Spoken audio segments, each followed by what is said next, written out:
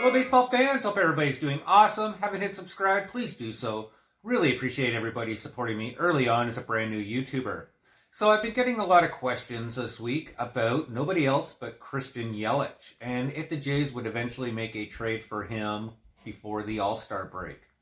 So I thought today we could talk about Yelich and three players that the Jays could conceivably try to make a play for before the All-Star break or that trade deadline. And first, let's talk about Christian Yelich. The only reason why people have been speculating him being traded, and Padres seem to be the team coming up, is just because he had a bit of a down year last year. I think he hit around 200, certainly not who Christian Yelich is. And if we're talking about him, we have to go additionally further and just say last year was that weird COVID season. He's certainly going to rebound.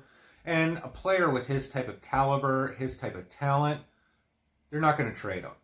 It's not even a suggestion right now. He's not going anywhere before the All-Star break. In fact, if he was going to be traded, the earliest that I could see that happen would be next offseason. And that's only depending on the team tanking or him having another off year.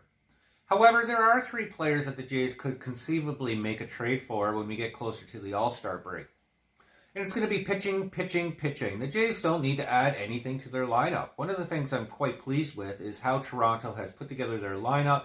They have a solid 1 through 9. They got players who can play multiple positions. They got depth in their minor leagues.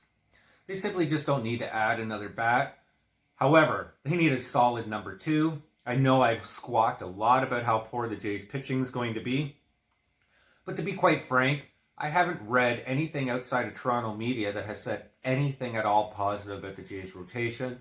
In fact, quite the opposite. So it's going to be pitching, pitching, pitching. And there are three pitchers, and I've said this before, that the Jays could make a play for come All-Star break if they haven't been traded already. The first one on my list is Sonny Gray. And why Sonny Gray? Well, if he starts off with the Reds and has another spectacular season with a nice ERA around 3.5, every team's going to be in on him. A lot of that has to do with not just his talent, but his cost. He's only going to be owed $22 million. That second year is going to be a buyout. So you could get him conceivably cheap. In fact, he has one of the most undervalued starting pitching contracts in all of baseball. So a team could easily scoop him up, even if it's a small market team or a big market team. He just fits that puzzle piece so well. Another pitcher the Jays could go after is Kyle Hendricks in Chicago Cubs land. Especially if the Cubs get off to a really lousy start, they continue to unload players for talent. He's got multiple years left on his contract, making around $15 million.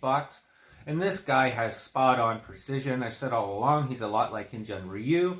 He's only had one season where it's eclipsed 3.5 on the ERA, so this guy knows how to pitch. He chooses his pitches well, and he's always accurate and spot-on when he makes those pitch selections.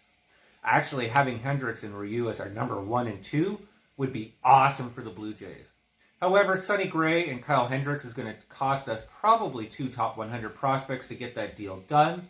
So we'll throw in a third pitcher here, somebody who's just coming off a 1 year in his last year of his contract, playing over with the Rockies, and that's German Marquez. And why? Well, he still has a nice ERA around 4. He's solid. He's not somebody who really gets injured a ton. And if he's playing healthy, the Rockies are certainly going to be trading him. And the Jays should be all over that. Why? It's probably not going to cost us a top 100 prospect, one of those top 6 juicy prospects that the Jays have. We could go a little bit deeper, offer somebody like Klofferstein or a combination of 1 or 2 and get that deal done. It's not going to impact our farm system. It's not going to cost us any big players. And in closing, somebody has suggested, well, what about Randal Grichuk? I got to say, if Randal Grichuk does get traded by the All-Star break for Toronto, it's not going to be for prospects. It's not going to be for a player. If we're getting rid of Randal Grichuk, it's just going to be simply a salary dump so we have flexibility moving forward in the 2021-2022 offseason when there's some of those big starting pitching targets available, like Noah Syndergaard, who's going to cost $25 to $30 million, or even Justin Verlander, who could easily be 3 years, 75. That's another vlog for another day. The point is, Christian Yelich not going to be traded, and if the Jays are going to be making a trade, any trade between now and the All-Star break, it's going to be for pitching. Let me know what you think, though, in the comments below. Always love to hear what you guys have to say. Always love a good conversation on the vlog. More importantly, I hope everybody stays safe out there. Haven't hit subscribe, please do so, and we'll talk soon. Take care, guys. Bye now.